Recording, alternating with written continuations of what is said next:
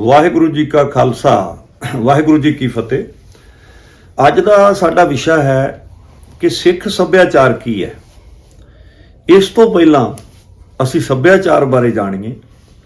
ਅਕਸਰ ਅਸੀਂ ਕਹਿੰਦੇ ਹਾਂ ਕਿ ਸੱਭਿਆਚਾਰ ਕਿਸੇ ਖਿੱਤੇ ਵਿੱਚ ਵਸਣ ਵਾਲੇ ਲੋਕਾਂ ਦਾ, ਉਹਨਾਂ ਦਾ ਰਹਿਣ ਸਹਿਣ, ਉਹਨਾਂ ਦੀ ਜੀਵਨ ਜਾਚ, ਉਹਨਾਂ ਦੀ ਗੀਤ ਸੰਗੀਤ, ਉਹਨਾਂ ਦੀ ਭਾਸ਼ਾ, ਉਹਨਾਂ ਦੇ ਜਨਮ ਸੰਸਕਾਰ, ਮ੍ਰਿਤਕ ਸੰਸਕਾਰ, ਵਿਆਹ ਸੰਸਕਾਰ ਔਰ ਉਹਨਾਂ ਦਾ ਸਮੁੱਚਾ ਜਿਹੜਾ ਜੀਵਨ ਜੁਗਤ ਆ ਜਾਂਦੀ ਹੈ, ਉਹਨੂੰ ਅਸੀਂ ਕਹਿੰਦੇ ਸੱਭਿਆਚਾਰ।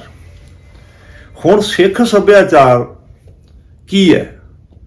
ਸਤਿਗੁਰਾਂ ਨੇ ਇਸ ਧਰਤੀ ਦੇ ਉੱਤੇ ਭਾਰਤੀ ਸੱਭਿਆਚਾਰ ਵਿੱਚ ਸਿੱਖ ਸੱਭਿਆਚਾਰ ਸਿਰਜਿਆ ਔਰ ਸਿੱਖ ਸੱਭਿਆਚਾਰ ਦਾ ਇੱਕ ਆਪਣਾ ਨਿਆਰਾ ਵਜੂਦ ਹੈ। ਗੁਰੂ ਨਾਨਕ ਪਾਤਸ਼ਾਹ ਮਹਾਰਾਜ ਜੀ ਨੇ ਇਸ ਸੰਸਾਰ ਦਾ ਭ੍ਰਮਣ ਕੀਤਾ। ਜਿੰਨੀਆਂ ਭਾਰਤੀ ਸੱਭਿਆਚਾਰ ਦੀ ਸੰਸਕ੍ਰਿਤੀ ਦੀਆਂ ਬਹੁਤ ਸਾਰੀਆਂ ਰੀਤਾਂ ਨਾਲ ਸਤਿਗੁਰਾਂ ਨੇ ਸਹਿਮਤੀ ਨਹੀਂ ਵੀ ਦਿੱਤੀ, ਪਰ ਉਹਦਾ ਬਦਲਾਅ ਦਿੱਤਾ।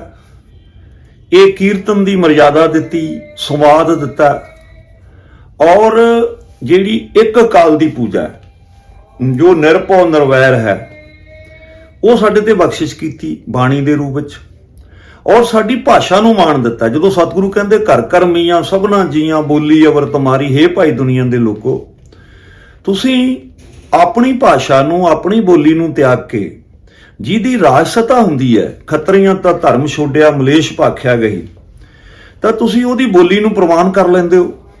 ਇਹ ਵੀ ਸੱਚ ਹੈ ਕਿ ਭਾਰਤੀ ਸੱਭਿਆਚਾਰ ਵਿੱਚ ਧਰਮ ਗ੍ਰੰਥ ਉਹਨੂੰ ਮੰਨਿਆ ਜਾਂਦਾ ਸੀ ਜਿਹਦੀ ਭਾਸ਼ਾ ਸੰਸਕ੍ਰਿਤ ਹੋਵੇ। ਸਤਿਗੁਰਾਂ ਨੇ ਕਿਸੇ ਭਾਸ਼ਾ ਦਾ ਵਿਰੋਧ ਨਹੀਂ ਕੀਤਾ, ਪਰ ਸਿੱਖ ਸੱਭਿਆਚਾਰ ਦੀ ਦ੍ਰਿਸ਼ਟੀ ਤੋਂ ਪੰਜਾਬੀ ਭਾਸ਼ਾ ਨੂੰ ਮਾਣ ਦਿੱਤਾ ਕਿ ਜਿਹੜੀ ਇਲਾਹੀ ਬਾਣੀ ਹੈ, ਧੁਰਕੀ ਬਾਣੀ ਹੈ, ਉਹਦਾ ਸਰੂਪ ਪੰਜਾਬੀ ਵਿੱਚ ਹੈ ਔਰ ਹਰ ਇੱਕ ਨੂੰ ਪੜ੍ਹਨ ਦਾ, ਬੋਲਣ ਦਾ, ਸਿਮਰਨ ਕਰਨ ਦਾ ਅਧਿਕਾਰ ਲੈ ਕੇ ਦਿੱਤਾ। ਸਤਿਗੁਰਾਂ ਨੇ ਕਰਤਾਰਪੁਰ ਸਾਹਿਬ ਵਿਖੇ ਮਰਿਆਦਾ ਸਥਾਪਿਤ ਕੀਤੀ, ਕਿਉਂਕਿ ਇੱਥੋਂ ਦੀ ਧਾਰਮਿਕ ਪ੍ਰਣਾਲੀ ਜਾਂ ਧਾਰਮਿਕ ਲੋਕ ਕਿਰਤ ਛੱਡ ਕੇ ਵੱਖ-ਵੱਖ ਰੂਪਾਂ ਵਿੱਚ, ਕੋਈ ਪਹਾੜਾਂ ਤੇ, ਕੋਈ ਕੁੰਦਰਾਂ ਵਿੱਚ, ਕੋਈ ਨਾਗਾ ਸਾਧੂ ਹੋ ਗਿਆ, ਉਹਨੇ ਕਿਰਤ ਛੱਡੀ ਸੀ। ਪਰ ਸਿੱਖ ਸੱਭਿਆਚਾਰ ਹੈ ਜਿਹਦੇ ਵਿੱਚ ਧਰਮੀ ਨੂੰ ਵੀ ਉਪਦੇਸ਼ ਹੈ ਕਿ ਕਿਰਤ ਕਰੋ, ਨਾਮ ਜਪੋ, ਵੰਡ ਛਕੋ। ਤਾਂ ਇਹ ਸਾਡਾ ਵਜੂਦ ਹੈ ਜਿਹਦੇ ਵਿੱਚ ਸਤਿਗੁਰਾਂ ਨੇ, ਜਿਸ ਧਰਤੀ ਦੇ ਲੋਕ ਸੰਗੀਤ ਨੂੰ ਚੰਚਲ ਕਹਿੰਦੇ ਸਨ, ਸਤਿਗੁਰਾਂ ਨੇ ਕੀਰਤਨ ਦੀ ਦਾਤ ਬਖਸ਼ਿਸ਼ ਕੀਤੀ। ਭਾਈ, ਕੋਈ ਸਾਜ਼, ਕੋਈ ਸ਼ਬਦ ਚੰਚਲ ਨਹੀਂ ਹੁੰਦਾ। ਬੰਦੇ ਦੀ ਸੋਚ, ਬੰਦੇ ਦੀ ਵਿਚਾਰ ਸ਼ਕਤੀ ਚੰਚਲਮਈ ਹੁੰਦੀ ਹੈ। ਇਹਦਾ ਟਿਕਾਓ ਵੀ ਸੰਗੀਤ ਰਾਹੀਂ ਦਿੱਤਾ ਹੈ। ਇਸ ਲਈ ਸਿੱਖ ਸੱਭਿਆਚਾਰ, ਜਦੋਂ ਦੂਜੇ ਜਾਮੇ ਵਿੱਚ ਗੁਰੂ ਨਾਨਕ ਪਾਤਸ਼ਾਹ ਮਹਾਰਾਜ ਗੁਰਮੁਖੀ ਲਿਪੀ ਦਾ ਪ੍ਰਚਾਰ ਤੇ ਪਸਾਰ, ਉਹਦੀ ਹੋਂਦ, ਉਹਦਾ ਵਜੂਦ ਤੇ ਬਾਲ ਬੋਧ ਦੀ ਸਿੱਖਿਆ ਔਰ ਇਹਦੇ ਨਾਲ ਜਿਹੜੇ ਮੱਲ ਅਖਾੜੇ ਹੈ, ਕਿਉਂਕਿ ਇੱਥੋਂ ਦੀ ਧਰਮ ਸੰਸਕ੍ਰਿਤੀ ਨਾਂਗੇ ਰਹਿਣ ਨੂੰ, ਸਵਾ ਮਲ ਨੂੰ, ਵਰਤ ਰੱਖਣ ਨੂੰ, ਸਰੀਰਾਂ ਨੂੰ ਤਸੀਹੇ ਦੇਣ ਨੂੰ ਧਰਮ ਸਮਝ ਰਹੀ ਹੈ, ਪਰ ਉਹਦੇ ਬਦਲਾਅ ਵਿੱਚ ਸਿੱਖ ਸੱਭਿਆਚਾਰ ਨੇ ਮੱਲ ਅਖਾੜੇ ਦਿੱਤੇ ਵੀ ਭਾਈ, ਕਿਉਂਕਿ ਗੁਰੂ ਘਰ ਦੀ ਪਰੰਪਰਾ ਕਿ ਇੱਕ ਨਿਆਰਾ ਜਿਹੜਾ ਮਾਰਿਆ ਸਿੱਕਾ ਜਗਤ ਵਿੱਚ, ਨਾਨਕ ਨਿਰਮਲ ਪੰਥ ਚਲਾਇਆ। ਇਹ ਨਿਰਮਲ ਪੰਥ ਦਾ ਇੱਕ ਆਪਣਾ ਸੱਭਿਆਚਾਰ ਹੈ। ਤੀਸਰੇ ਜਾਮੇ ਵਿੱਚ ਸਤਿਗੁਰੂ ਗੋਇੰਦਵਾਲ ਸਾਹਿਬ ਪਹਿਲੇ ਪੰਗਤ ਪਾਛੈ ਸੰਗਤ, ਇਹ ਮਰਿਆਦਾ ਸਥਾਪਿਤ ਹੋਈ ਹੈ। ਅੱਜ ਵੀ ਲਿਖਿਆ ਹੁੰਦਾ ਕਿ ਗੋਇੰਦਵਾਲ ਸਾਹਿਬ ਸਿੱਖੀ ਦਾ ਧੁਰਾ। ਇੱਥੇ ਅਕਬਰ ਵਰਗਾ ਬਾਦਸ਼ਾਹ ਵੀ ਪੰਗਤ 'ਚ ਬਹਿ ਕੇ ਪ੍ਰਸ਼ਾਦਾ ਛਕਦਾ ਹੈ। ਇਹ ਪੰਗਤ ਤੇ ਸੰਗਤ ਸਿੱਖ ਫਿਲਾਸਫੀ ਦੀ ਪ੍ਰਗਟਮਈ ਲੈਬ ਹੈ, ਜਿੱਥੇ ਆ ਕੇ ਸਮਾਜ ਸਭ ਕੁਝ ਅੱਖੀਂ ਹੋ ਰਿਹਾ, ਦੇਖਦਾ ਔਰ ਅੱਜ ਵੀ ਦੇਖ ਰਿਹਾ ਹੈ। ਔਰ ਜਿਹੜੀ ਬੋਲੀ ਸਾਹਿਬ ਦੀ ਸਾਡੀ ਹੋਂਦ ਹੈ, ਕਿਉਂਕਿ 68 ਤੀਰਥਾਂ ਤੇ ਭ੍ਰਮਣ ਕਰਦੇ ਹੋਏ ਮਾਨਸਿਕਤਾ ਨੂੰ ਇੱਕ ਅਕਾਲ ਦੀ ਸ਼ਕਤੀ ਨਾਲ ਜੋੜਨ ਦਾ ਇਹ ਬਹੁਤ ਵੱਡਾ ਉਦਮ ਸੀ ਔਰ ਉਸ ਯੁੱਗ ਦੇ ਵਿੱਚ ਇੱਕ ਬਹੁਤ ਵੱਡਾ ਸੁਨੇਹਾ ਸੀ। ਚੌਥੇ ਪਾਤਸ਼ਾਹ 52 ਕਿੱਤਿਆਂ ਦੇ ਲੋਕ ਵਸਾਉਂਦੇ ਆ। ਹੁਣ ਇਹਨਾਂ ਦੀਆਂ ਮੰਨਤਾਂ ਮਨੌਤਾਂ ਹਮੇਸ਼ਾ ਹਰ ਕਿੱਤੇ ਦੀਆਂ ਆਪਣੀਆਂ ਹੁੰਦੀਆਂ। ਇਹ ਸਿੱਖ ਸੱਭਿਆਚਾਰ ਦੀ ਪ੍ਰਾਪਤੀ ਹੈ ਜਾਂ ਸਿੱਖ ਸੱਭਿਆਚਾਰ ਦਾ ਪ੍ਰਗਟ ਰੂਪ ਹੈ ਕਿ ਜਿੱਥੇ ਸਤਿਗੁਰਾਂ ਨੇ ਵੱਖ-ਵੱਖ ਕਿੱਤਿਆਂ ਦੇ ਲੋਕ ਵਸਾਏ ਔਰ ਸਿੱਖ ਦੀ ਮਰਿਆਦਾ ਸਥਾਪਿਤ ਕੀਤੀ। गुर सतगुर का जो सिख खाए, सो भड़के उठा नाम ते आवे, उदम करे भड़के प्रभाती, इशनान करे अमृतसर नावे। ये सिख की मर्यादा स्थापित हुई है। और पंजवें जामे विच सतगुरु इत्थे गुरु ग्रंथ साहिब महाराज जी का आदि ग्रंथ का संकलन होया, संपादन होया, हरमंदर साहिब की सिरजना हुई। और विशेष करके जदों पहले मुख ग्रंथी बाबा बुढ़ा जी थापे गए कि ये भारतीय सभ्याचार विच रवायत सी कि धर्म ग्रंथ पढ़न का अधिकार सीना बसीना एक वर्ग के लोगों नूं सी।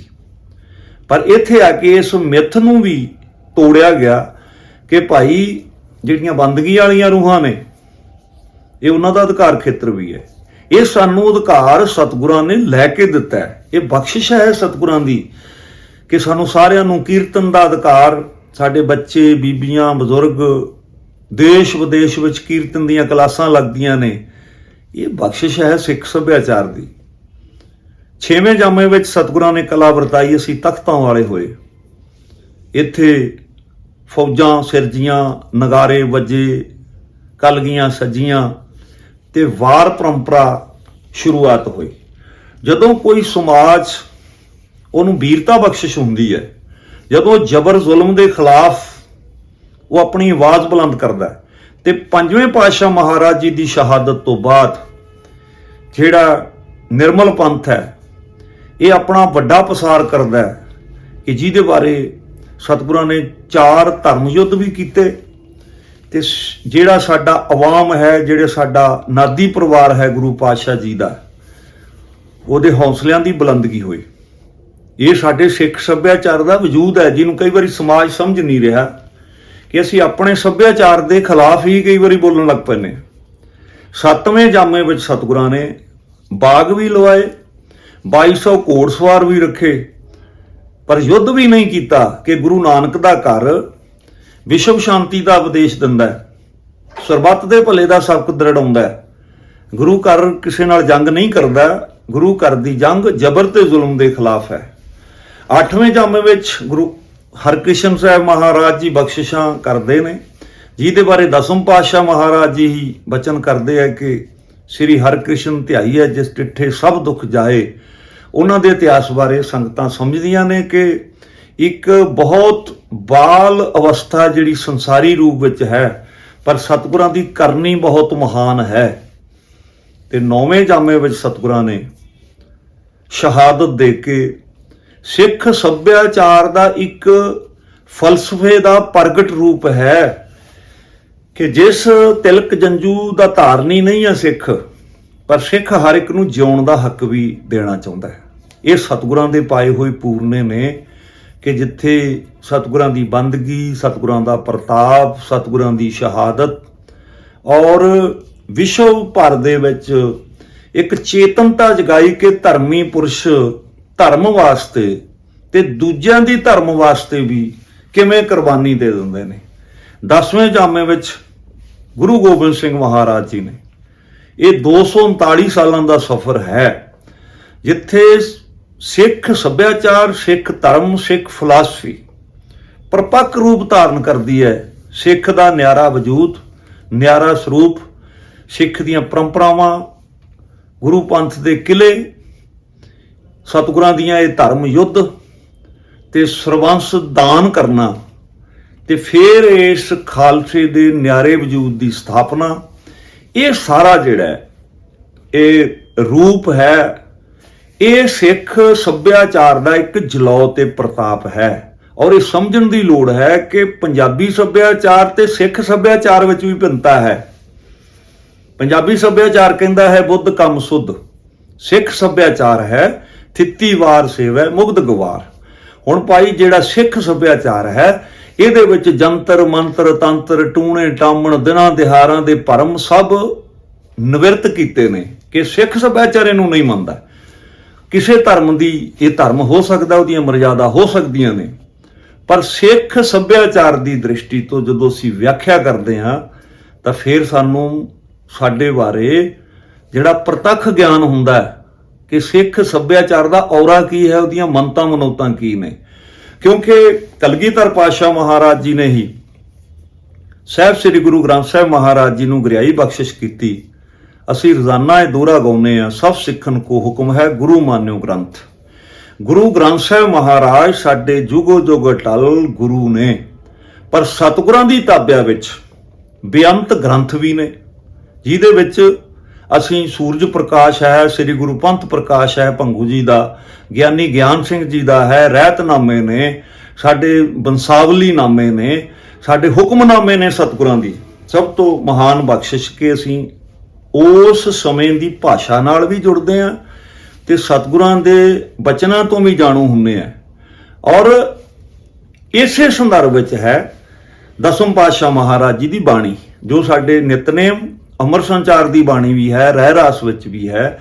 ਮੇਰਾ ਕਹਿਣ ਤੋਂ ਭਾਵ ਹੈ ਕਿ ਅੱਜ ਸਾਡੀ ਸਥਿਤੀ ਇਹ ਹੈ ਕਿ ਸਿੱਖ ਸੱਭਿਆਚਾਰ ਦੀ ਦ੍ਰਿਸ਼ਟੀ ਤੋਂ ਜਦੋਂ ਅਸੀਂ ਇਹਨਾਂ ਗ੍ਰੰਥਾਂ ਨੂੰ ਪੜ੍ਹਾਂਗੇ ਤੇ ਪੜ੍ਹਨ ਦਾ ਇੱਕ ਚੱਜ-ਚਾਰ ਹੁੰਦਾ ਹੈ ਕਿ ਕਿਸ ਸਦੀ ਵਿੱਚ ਰਚੇ ਗਏ ਔਰ ਕਿਸ ਸੰਦਰਭ ਵਿੱਚ ਰਚੇ ਗਏ, ਚਾਹੇ ਜਨਮ ਸਾਖੀ ਸਾਹਿਤ ਕਿਉਂ ਨਾ ਹੋਵੇ।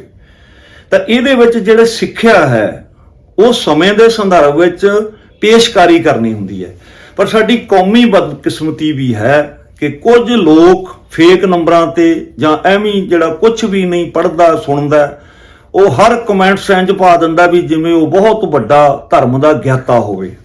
ਇਹ ਮੈਂ ਸਮਝਦਾ ਕਿ ਜਿੰਨੇ ਅਤ ਨੀਵੀਂ ਸ਼ਬਦਾਵਲੀ ਵਿੱਚ ਸਾਡਾ ਕੁਝ ਵਰਗ ਸਾਡੇ ਆਪਣੇ ਹੀ ਗ੍ਰੰਥਾਂ ਦੇ ਖਿਲਾਫ ਜਿਹੜਾ ਉਹ ਮੋਰਚਾ ਲਾ ਕੇ ਬੈਠਾ, ਇਹ ਸਮਝਣ ਦੀ ਲੋੜ ਹੈ ਕਿ ਭਾਈ ਜਦੋਂ ਕੋਈ ਧਰਮ ਉਹਦਾ ਪ੍ਰਚਾਰ ਤੇ ਪਸਾਰ ਹੁੰਦਾ ਹੈ, ਉਹਦੀਆਂ ਮਰਜ਼ਾਦਾਵਾਂ ਤੇ ਪਰੰਪਰਾਵਾਂ ਸਥਾਪਿਤ ਹੁੰਦੀਆਂ ਨੇ। ਕਿਸੇ ਵੀ ਧਰਮ ਵਿੱਚੋਂ ਤੁਸੀਂ ਪਰੰਪਰਾਵਾਂ ਨੂੰ ਪਾਸੇ ਕਰ ਦਿਓ ਤੇ ਧਰਮ ਦਾ ਵਜੂਦ ਖਤਮ ਹੋ ਜਾਂਦਾ ਹੈ। ਤੁਸੀਂ ਦੂਜੇ ਧਰਮਾਂ ਨੂੰ ਸਮਝਣ ਦੀ ਸਾਨੂੰ ਕੋਸ਼ਿਸ਼ ਕਰੀਏ, ਉਹ ਆਪੋ ਆਪਣੇ ਧਰਮ ਸੱਭਿਆਚਾਰ ਅਨੁਸਾਰ ਹਮੇਸ਼ਾ ਡਟ ਕੇ ਪਹਿਰਾ ਦਿੰਦੇ ਨੇ। ਉਹਨਾਂ ਨੂੰ ਅਸੀਂ ਕਿਸ ਨਜ਼ਰੀਏ ਤੋਂ ਸਮਝਦੇ ਹਾਂ, ਸਾਡਾ ਆਪਣਾ ਨਜ਼ਰੀਆ ਹੋ ਸਕਦਾ ਹੈ। ਪਰ ਅੱਜ ਲੋੜ ਹੈ ਕਿ ਸਿੱਖ ਸੱਭਿਆਚਾਰ ਦੀ ਦ੍ਰਿਸ਼ਟੀ ਤੋਂ ਅਸੀਂ ਕੇਵਲ 21ਵੀਂ ਸਦੀ ਦੀ ਅੱਖ ਨਾਲ ਨਾ ਵਿਆਖਿਆਕਾਰੀ ਕਰੀਏ, ਅਸੀਂ ਸਮੇਂ ਦੇ ਸੰਦਰਭ ਵਿੱਚ ਗ੍ਰੰਥਾਂ ਨੂੰ ਸਮਝੀਏ, ਇਹਦੇ ਤੇ ਸਵੈਮਾਨ ਕਰੀਏ। ਔਰ ਤੁਸੀਂ ਦੇਖੋਗੇ ਕਿ ਪੰਜਾਬ ਵਿੱਚ ਸਿੱਖ ਚਾਹੇ ਆਸਤਕ ਸੀ ਚਾਹੇ ਨਾਸਤਕ ਸੀ, ਪਰ ਉਹਦਾ ਨਾਮਕਰਨ ਸਿੱਖ ਪਰੰਪਰਾਵਾਂ ਅਨੁਸਾਰ ਹੈ।